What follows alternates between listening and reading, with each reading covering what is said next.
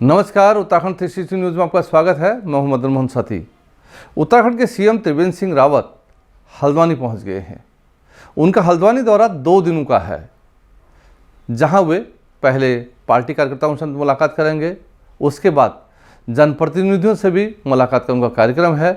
शुक्रवार को अधिकारियों के साथ वो एक बैठक करेंगे, उसके बाद मुक्त विश्वविद्यालय के एक कार्यक्रम में शिरकत करेंगे। कार्यकर्ताओं ने अपने सुझाव रिटर्न में दिए हैं जी, और उन सुझावों पर अध्ययन करके और आगे की रणनीति बनाई जाएगी। सर, गैरसैंण में आप ग्रीष्मकालीन बजट वहाँ पहली बार कराने जा रहे हैं, किस तरह का खास बजट होगा क्योंकि अंतिम बजट? नहीं, ऐसा नहीं है। पिछला बजट भी गैरसैंण में ही हुआ था, लेकिन कोविड के कारण जो अंतिम 2 दिन थे, हमको मध्य सत्र में निर्णय लेना पड़ा कि उसको देहरादून में करना चाहिए। और ग्रीष्मकालीन राजधानी गैरसैंण है, इसलिए ये ग्रीष्मकालीन जो हमारा सत्र है वो वहाँ पर हम कर रहे हैं, और जो बजट सत्र है वो वहाँ पर संपन्न होगा। मैं समझता हूँ कि प्रदेश की जनता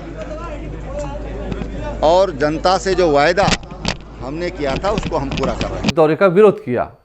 उन्होंने पुतला दहन करने की कोशिश की, लेकिन पुलिस ने पुतला दहन नहीं करने दिया, जिसके बाद कांग्रेस कार्यकर्ताओं और पुलिस के बीच नोक-झोंक और तीखी झड़प भी हुई। त्रिवेंद्र सिंह रावत सरकार जब जब डरती है पुलिस का सहारा लेती है, पुलिस को आगे करती है। पुलिस के साथियों से कहना चाहता हूँ, ये त्रिवेंद्र सिंह रावत सरकार की विधायिका है। आप क्या करने जा रहे थे? आज क्या करने जा रहे थे? हम लोग यहाँ पर पुतला दहन करने के लिए आए थे, समस्त कांग्रेस जन, और हम उचित स्थान पर जहाँ पर सरकार ने चयनित किया स्थान, वहाँ पर पुतला दहन करने के लिए आए थे। उसमें भी हमें रोका गया, जिसका हम विरोध करते हैं। अनुमन्य स्थल है धरने का, वहाँ पुतला दहन कर रहे हैं, आपने उनको रोका है, पुतला उनका छीना है, क्यों ये छीना गया है? आपको बाइट लेना है तो ये हमारे गेजेट ऑफिसर देंगे, जो भी बाइट देने का गेजेट ऑफिसर का ये कह रहे हैं कि अनुमन्य स्थल पे आप पुतला दहन ये विरोध कर सकते हैं, बाहर नहीं कर सकते। आप उनसे जानकारी ले सकते हैं। आप उनसे आपको क्या निर्देश दिया अधिकारियों से? ये मुझे आपको बताना नहीं है। आप जो आपको कोई ऐसा डाउट लग रहा है कि हमने कोई गलत किया है तो आप बाइट अधिकारियों से ले सकते हैं, ठीक है। इसमें बाइट देने का अधिकार यूज को है। दिग्गज कांग्रेसी और उत्तराखंड के पूर्व मुख्यमंत्री हरीश रावत ने एक बार फिर 2022 चुनाव के लिए मुख्यमंत्री का चेहरा घोषित किए जाने की मांग की है। उनका कहना है कि अगर पार्टी स्थानीय चेहरे पर चुनाव लड़ेगी तो उसका फायदा कांग्रेस को अवश्य मिलेगा। उन्होंने भी जो कुछ कहा है वो बिल्कुल जो एक व्यवस्था है कई राज्यों में उसी अनुसार कहा है, लेकिन मैंने भी जो कहा है वो समय की चुनौती के अनुरूप है।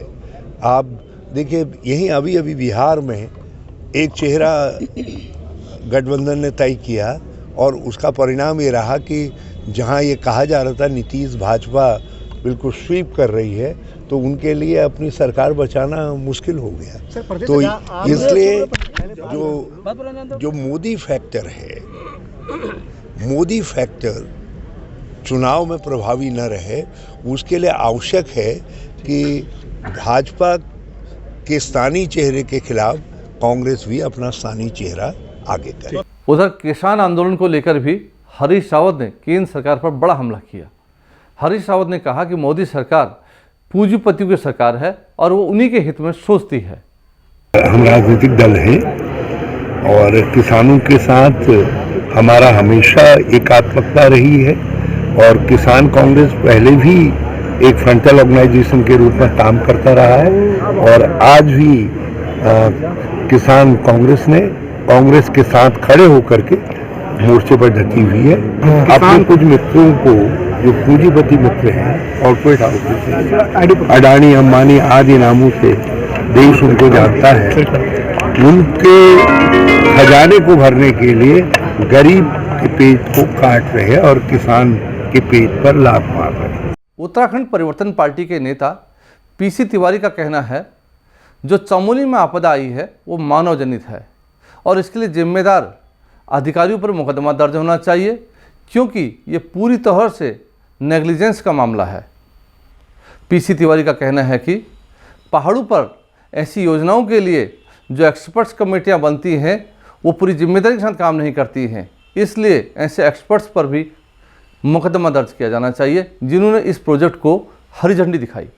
हमारा ये कहना है कि ये दुर्घटना की मौत नहीं है, ये क्रिमिनल नेग्लिजेंसी है और इन सब के खिलाफ क्रिमिनल नेग्लिजेंसी का मुकदमा दर्ज होना चाहिए। उन लोगों की पहचान होनी चाहिए जिन्होंने कहा था कि योजना सुरक्षित है, उन लोगों की जिन्होंने सही से मानक नहीं रखे, और एनटीपीसी के जो लोग हैं, उनके अधिकारियों का जो लोग है, उसकी बहुत बड़े पैमाने पर उच्च स्तरीय जाँच होनी चाहिए और जाँच होने के बाद उन सब लोगों पर क्रिमिनल केसेस चलने चाहिए।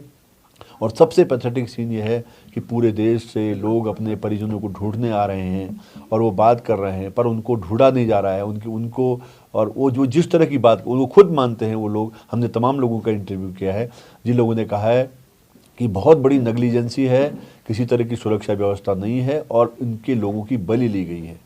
तो हम ये कहते हैं, और उत्तराखंड जैसे हिमालय जैसे क्षेत्रों के बारे में शुरू से ये बात कही जा रही थी कि यह निर्माण या विकास की क्या अवधारणा पहाड़ के अंदर हो, ये हमें लगता है कि हमारी सरकारें बड़ी कंपनियों और अपने चुनावी हित और फंड के लिए ये सब तरह की बात कर रहे हैं। और दिल्ली भी जो हमारे उत्तराखंड में जो लोग काम कर रहे हैं, उत्तराखंड के जो मुख्यमंत्री हैं, वो तमाम लोग हैं, उनको इस बात की चिंता नहीं है कि लोगों का क्या है। वो कह रहे हैं कि ऐसा ना हो कि विकास की बात हो जाए, वो सच्चाई को जानना नहीं चाहते। यहाँ के भूगोल के बारे में, यहाँ के जियोलॉजी के बारे में, यहाँ की संवेदनशीलता के बारे में उनका अगर ये रवैया है तो उत्तराखंड को तो बर्बाद होगा और पूरा देश भी बर्बाद होगा। द्वाराहाट के विधायक महेश नेगी का कहना है कि विकास के मामले में द्वाराहाट विधानसभा नंबर 1 पर है और उनकी जो मांगें थी, जो सपना था हवाई अड्डा बनाने का और बड़ी झील बनाने का, उसके लिए भी पैसा मिलने लगा है। आज धन्यवाद देना चाहता हूं उत्तराखंड सरकार को, माननीय मुख्यमंत्री जी को, जिन्होंने कि मेरी क्षेत्र की पूर्ण जितनी भी घोषणा थी उन घोषणाओं में 90% से ज़्यादा हमें पैसा देके पूरी घोषणाओं को पूरा करने का काम किया। इस समय द्वाराहाट विधानसभा जो है प्रथम नंबर पर पूरे प्रदेश के अंदर में विकास कार्यों में है, जिनमें हमने बहुत बड़े बड़े प्रोजेक्ट भी वहाँ पर रखे हुए हैं, उसमें भी हमें पूरा पैसा मिलना शुरू हो चुका है। और साथ ही साथ एयरपोर्ट का जो सपना हमारा था, वहाँ पर बड़ी झील का हमारा तड़ाकताल का सपना था, वो भी साथ साथ पूरे होने जा रहे हैं। और पानी की जो समस्या थी उसके लिए जो डैम बनना था वो भी हमारा पूर्ण होने जा रहा है। अल्मोड़ा में विकास प्राधिकरण के खिलाफ लोगों ने धरना प्रदर्शन किया। उनका कहना है कि जो जिला विकास प्राधिकरण है उसके चलते मकानों के नक्शे पास कराने में उन्हें परेशानी आ रही है।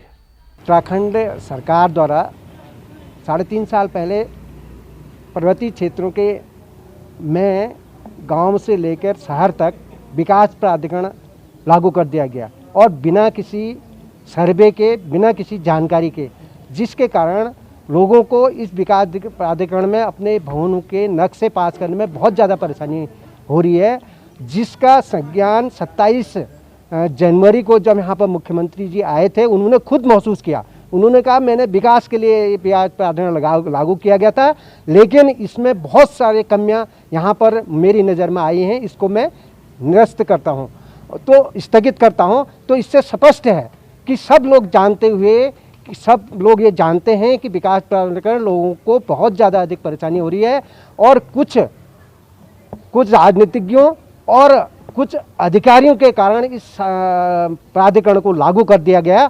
और हम इसकी मांग पिछले 3 साल से यहाँ पर हर मंगलवार को धरना देकर कर रहे हैं। पूरे उत्तराखंड में हर जगह पर इसके विरोध में धरने पैदा हो रहे हैं। उत्तराखंड के रामनगर के कानिया में बाघ के मूवमेंट से एक बार फिर लोग दहशत में हैं। लोगों ने टाइगर प्रोजेक्ट के अधिकारियों से मुलाकात कर बाघ को जल्द पकड़ने की मांग उठाई है। कॉर्बेट के कानिया क्षेत्र में एक टाइगर जो है मूवमेंट है और वो कई हमले कर चुका है और पिछले 1 हफ्ते पहले एक महिला को वहाँ पर जो है जंगल में देखी तो उसको जो है उसने मौत के घाट उतार दिया था। और हम लोग कॉर्बेट प्रशासन को जब हमने घेराव करा, जब कॉर्बेट प्रशासन वहाँ आया था तो उन्होंने कहा कि हम 3 दिन के अंदर इस बाघ को पकड़ लेंगे और इसको कहीं दूसरी जगह शिफ्ट कर देंगे। लेकिन आज 1 हफ्ते से ज़्यादा हो गया है, ना तो कॉर्बेट वालों ने वहाँ पर कोई पिंजरा लगाया है, एक पिंजरा लगा रखा है और उसके अंदर भी कोई पता नहीं कि लगाया नहीं लगाया वो जंगल के अंदर। लेकिन हम चाहते हैं कि वहाँ पर पिंजरों की संख्या बढ़ाई जाए, बाघ को तुरंत पकड़ा जाए। आज 1 हफ्ता हो गया है। क्षेत्र में एक टाइगर जो है उसके द्वारा एक महिला को मार दिया गया है विगत दिनों में। इससे पूर्व भी हमारे कुछ स्टाफ और गांव के कुछ लोगों को लगातार घायल किया गया है। उस टाइग्रेस पे हम उसको लगातार मॉनिटर कर रहे हैं और जो भी सुरक्षा के आवश्यक उपाय हैं उसको अपनाया जा रहा है। टाइगर को एलिमिनेट करने के संबंध में जो भी नियमानुसार कार्रवाई होगी उसको उच्च स्तर से डिस्कस करने के बाद उस पर कार्रवाई की जाएगी। हल्द्वानी में इन दिनों नई पेयजल लाइन डाली जा रही है, जिसके चलते कई इलाकों में जल संकट उत्पन्न हो गया है। हालांकि अधिकारियों का कहना है कि टैंकरों से वे पानी उपलब्ध करा रहे हैं। रामनगर जो डिवीज़न है यहाँ पर पेयजल की स्थिति काफ़ी अच्छी है, क्योंकि यहाँ पर डिमांड के मुकाबले जो सप्लाई है वो ज़्यादा है, तो रामनगर में अभी पेयजल की कोई समस्या नहीं है। नैनीताल में पेयजल जो है वो झील के माध्यम से लिया जाता है, तो वर्तमान में झील का स्तर सही है और बर्फबारी नहीं हुई है, लेकिन वहाँ पर 8 से 10 MLD के बीच में पानी प्रतिदिन उठाया जा रहा है। जैसे जैसे गर्मी बढ़ेगी, झील का लेवल कम होगा, तो ये खपत भी हम धीरे धीरे 8 MLD तक लेकर के आएंगे। बात रहती है हल्द्वानी डिवीज़न की, तो हल्द्वानी डिवीज़न में गोला की सप्लाई शहर में पूरी तरह से निर्भर करती है गोला नदी पर। गोला नदी का डिस्चार्ज अभी 90 क्यूसेक के आसपास या उससे कम चल रहा है। बरसात कम हुई है, तो इस तरह से देखते हुए, क्योंकि शहर के लिए गोला नदी से 32 क्यूसेक पानी निर्विराद रूप से मिलता रहना चाहिए, तभी जो है सप्लाई सुचारू रहेगी। तो अगर ये लेवल नदी का 50 क्यूसेक के आसपास आ जाता है या उससे कम होना चालू होता है, तब ये जो 30 और 32 क्यूसेक पानी है ये शहर को मिलना कम हो जाता है। उस स्थिति में जो है पेयजल संकट उत्पन्न हो जाएगा, जिसके लिए अभी से ही तैयारियां कर ली गई हैं। टैंकरों को तैयार कर लिया गया है। ट्यूबवेल्स जो हैं उनको नए मोटर पंप के लिए उसका प्लान बना लिया गया है, शासन को भेजा जा रहा है, जिससे कि वाटर लेवल गिरने पर कोई भी स्थिति उत्पन्न हो तो हमारे पास नए पंप सेट हों। साथ ही उनको अगर हमें लोअर करना है और नीचे ले जाना है तो एक्स्ट्रा 1 या 2 पाइप की हमने हर ट्यूबवेल पे अपनी सारी स्थितियां को जांचा और उनको इंश्योर कर रहे हैं। इसके साथ साथ ये भी इंश्योर कर रहे हैं कि जब गोला में पानी कम हो तो सिंचाई के लिए वो पानी बंद कर दिया जाए और पेयजल को प्राथमिकता दी जाए।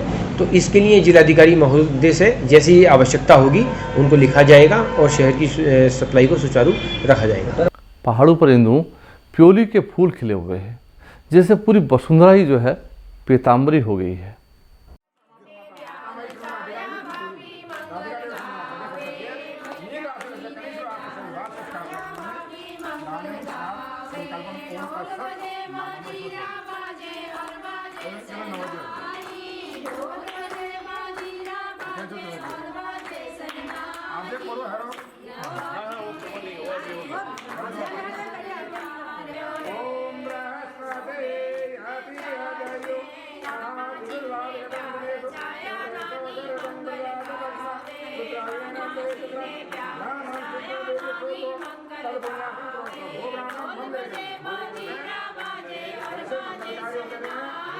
शुभ कार्यों